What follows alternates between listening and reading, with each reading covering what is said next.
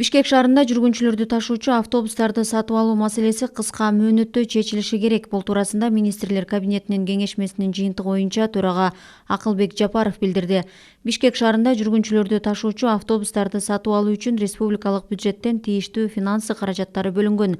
Бирок маселени чечүүдө эч кандай жылыш жок. Шаардыктар менен борбордун меймандары дагы эле жүргүнчүлөрдү ташуучу коомдук транспорттун тийиштүү көлөмү жетишсиздигине байланыштуу чоң көйгөйлөргө дуушар болууда.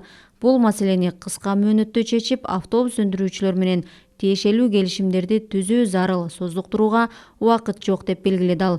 Акылбек Жапаров маалымдагандай, президенттин Жашыл Мурас улуттук өнөктүгү жөнүндө демилгесинин алкагында аргыл дарактардын көчөттөрүн отургузуу үчүн 20 гектар жер бөлүнгөн.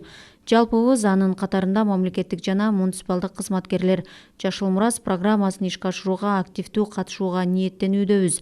Биздин максат жашыл аймактардын санын көбөйтүү жана борборубуздун мурдагы жашыл шаарлардын бири катары таанылган сыймыктуу атын калыбына келтирүү.